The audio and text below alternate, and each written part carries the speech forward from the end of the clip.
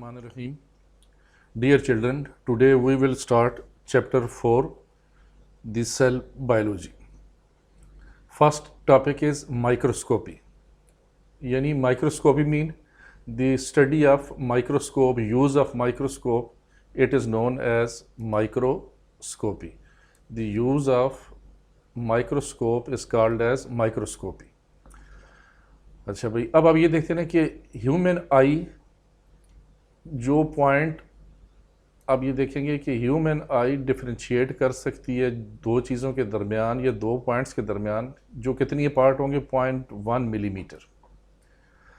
अब जिस वक्त इससे नीचे हम जाएंगे तो फॉर एग्ज़ाम्पल अगर कोई सी दो ऑब्जेक्ट 0.5 मिलीमीटर अपार्ट हैं तो हमारी आई उसको डिफ्रेंशिएट नहीं कर सकती, सेपरेट नहीं कर सकती। अब आप ये देखेंगे कि इस पॉइंट पर जब हम पहुंचते हैं तो फिर हमें माइक्रोस्कोप की ज़रूरत पड़ती है। अच्छा, माइक्रोस्कोप जो फर्स्ट बनी थी भाई, फर्स्ट माइक्रोस्कोप वो डेवलप की थी ज़ेचरियस जेनसन ने, जो हॉलैंड में था, और इसने 1595 में एक सिंपल एक ट्यूब लगाई जिस पर उसने लेंसेज लगाए थे। ट्यूब लेके उस पर दोनों साइड पर लेंसेज लगा के उन चीज़ों को मैग्नीफाई किया था। ठीक है जी, यानी फर्स्ट जो माइक्रोस्कोप थी वो इस तरह की थी। अब यहाँ पर एक लफ्ज़ आया ये मैग्नीफाई या मैग्निफिकेशन। ये क्या होता है भाई?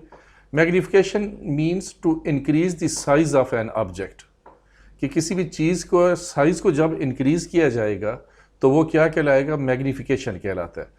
कि उसका when we increase the size of an object it is called as magnification. And the second is resolution. Resolution mean clarity of the object. ये क्या होगा कि in which we study about the separation of two adjacent object, कि किस तरह हम उन दो जो एडजेसेंट ऑब्जेक्ट्स हैं उनको क्लियर देख सकते हैं, ये रेजोल्यूशन कहलाती है। तो मतलब ये होगा कि microscopy is all about magnification and resolution. इसमें हम क्या करेंगे? मैग्निफिकेशन और रेजोल्यूशन, ये दो जो चीज़ें हैं बुनियादी तौर पर हम इनको डिस्कस करते हैं। अब भाई माइक्रोस्कोप हमारे पास दो तरह की होती है। एक है भाई लाइट माइक्रोस्कोप और एक होती है हमारे पास electron microscope. Light microscope and electron microscope. अच्छा भाई, अब first we come towards the light microscope. Light microscope में याद रखें the source of illumination is light, visible light, that will be used as the source of illumination. Source of illumination इसमें क्या हो जाएगा भाई? आपके पास जो विजिबल लाइट है ये होगा। अच्छा, इसमें क्या होगा? वो जो लाइट है वो पास होती है किस में? जो स्पेसिमन हम रखेंगे उसके एकरास, और इसमें आप लेंसेज यूज़ करते हैं, ग्लास लेंस यूज़ करेंगे जो इमेज प्रोड्यूस करते हैं। ठीक है जी, जो एक होगा वो इमेज प्रोड्यूस करेगा और सेकंड क्या करता है? वो उसके इमेज को मैग्नीफाई करेगा। ठीक है जी, और इसके ज़रिए जो हम फोटो लेंगे उसको हम क्या कहेंगे? माइक्रोग्राफ का नाम देंगे। यानी आपने कहा जी जो लाइट माइक्रोस्कोप है हमारे पास, इसमें जो सोर्स ऑफ इल्यूमिनेशन है वो क्या है? वो विजिबल लाइट है और वो स्पेसिमन में से गुजरती है। इसमें जो लेंसेज दो इस्तेमाल हम करते हैं, एक लेंस क्या करेगा? उसको मैग्नीफाई इनलार्ज करता है उसके इमेज को, और सेकंड क्या करेगा भाई? एक उसका इमेज इनलार्ज करता है और दूसरा क्या करेगा? मैग्नीफाई करता है। अब इससे जो फोटो हम लेंगे वो क्या कहलाएगा भाई? वो माइक्रोग्राफ कहलाता है। अब भाई आप ये देखते हैं जो लाइट माइक्रोस्कोप ये कितना मैग्नीफाई कर सकती है? 1500 टाइम्स उसको ये मैग्नीफाई कर सकती है। ठीक है, और इसकी रिजॉल्विंग पावर कितनी होती है? यानी जो एडजेसेंट ऑब्जेक्ट को सेपरेट करने की वो 0.2 माइक्रोमीटर तक ये आपको नज़र आती है। और 1 माइक्रोमीटर क्या होता है? 1000 पार्ट ऑफ ए मिलीमीटर। ये क्या होगा? 1000 पार्ट होगा मिलीमीटर का, उस तक ये उसको सेपरेट कर सकती है।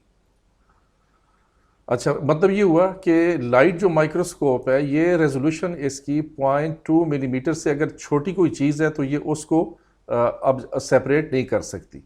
तो ये साइज़ जो होगा ये आपके पास क्या होता है? जो छोटा बैक्टीरिया होता है, स्मॉल बैक्टीरियम, उस तक ये आपको नज़र आता है इसका साइज़। ठीक है, यानी कितना भाई आप देखते हैं ना कि 1500 टाइम्स ये उसको इनलार्ज कर सकती है और 0.2 मिलीमीटर तक उसकी रेजोल्यूशन ये कर सकती है, जो ऑलमोस्ट साइज होता है किसका, एक स्मॉलेस्ट जो बैक्टीरियम है उसका आपको ये साइज नज़र आता है। अब सेकंड आपके पास आती है भाई इलेक्ट्रॉन माइक्रोस्कोप। अब इसमें आप ये देखेंगे ये it is the most advance form of microscope, और इसमें क्या होगा जी, आप ये देखते हैं बीम ऑफ इलेक्ट्रॉन यूज़ किया जाता है as a source of illumination and it pass through the objects, कि जो भी ऑब्जेक्ट हम रखेंगे, स्पेसिमन रखें, उसमें से ये ऑब्जेक्ट होता है। अब इसका जो इमेज है वो हम नेकेड आई पर नहीं हासिल कर सकते, ठीक है, कि इसका जो इमेज है वो किस पर होगा, फोटोग्राफिक प्लेट पर आपको ये नज़र आता है, फोटोग्राफिक फिल्म पर या स्क्रीन पर ये बनेगा, कि इमेज किस पर बनेगा भाई, स्क्रीन पर, या जो फोटोग्राफिक फिल्म होती है उस पर ये आपको ये नज़र आता है। इसका ह्यूमन आई पर इसका वो इमेज फोकस नहीं हो सकता। अच्छा भाई, अब आप ये देखें कि इसका एडवांटेज क्या है, कि इसमें जो रिजॉल्विंग पावर है वो उसके मुकाबले में बेहतर है। It has more resolving power than light microscope, कि लाइट माइक्रोस्कोप के मुकाबले में आपको इसकी रिजॉल्विंग पावर ज़्यादा नज़र आती है। अच्छा, अब आप ये देखें ना, ये it is 1000 time improvement over 1000 time improvement over light microscope, यानी आप ये देखते हैं ना कि लाइट माइक्रोस्कोप में जो रिजॉल्विंग पावर आपको नज़र आती है वो 0.2 नैनोमीटर नज़र आती है। तो ये क्या कर रहा है भाई, ये उससे भी मतलब ना उससे 1000 फोल्ड 1000 फोल्ड ये उसको ज़्यादा फोकस कर सकता है। और मैग्नीफिकेशन आप ये देखते हैं तो ये कितना होता है 250,000 times as compare to light microscope 1500 times, यानी वो लाइट वाली 1500 टाइम इंक्रीज करती है, ये 250,000 टाइम उसको इंक्रीज ये कर सकती है। अच्छा भाई, अब आप ये देखते हैं ना कि ये इसकी रिजॉल्विंग पावर और मैग्नीफाइंग पावर की वजह से आप इंडिविजुअल एटम्स तक डिटेक्ट कर सकते हैं। सेल के अंदर जो ऑर्गेनेल्स हैं और मॉलिक्यूल्स हैं जैसे डीएनए वगैरह, ये सारा कुछ आप इसकी मदद से ये उसको ऑब्जर्व कर सकते हैं। अच्छा भाई, अब हमारे पास इसकी दो टाइप्स होती हैं जो बायोलॉजिस्ट यूज़ करते हैं। एक होती है भाई टेम, यानी ये होती है ट्रांसमिशन इलेक्ट्रॉन माइक्रोस्कोप, और एक होती है सेम स्कैनिंग इलेक्ट्रॉन माइक्रोस्कोप। अच्छा भाई, टेम के जरिए क्या होगा कि आप ये स्पेसिमन में से ट्रांसमिट हो जाता है बीम ऑफ इलेक्ट्रॉन, तो इसमें क्या करेगा, हम इंटरनल स्ट्रक्चर स्टडी करते हैं इसके ज़रिए, ठीक है। और जो आपके पास आ जाती है सेम, इसके ज़रिए क्या होगा, सुपरफिशियल जो करेक्टर्स होंगे हम उनको स्टडी करते हैं, यानी जो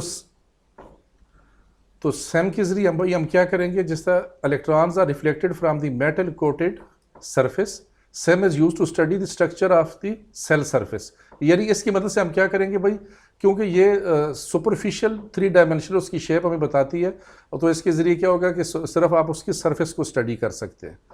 तो डियर चिल्ड्रन, ये था आज हमारा माइक्रोस्कोपी के मतलब, जिसमें हमने 2 माइक्रोस्कोप को स्टडी किया, लाइट माइक्रोस्कोप और इलेक्ट्रॉन माइक्रोस्कोप।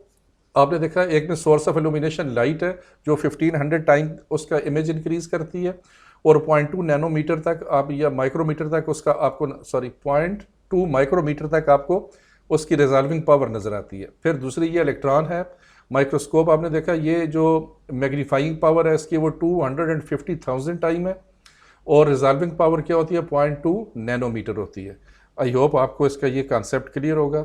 इंशाल्लाह अगली वीडियो में फिर हम नेक्स्ट टॉपिक डिस्कस करेंगे। ओके देन, अल्लाह।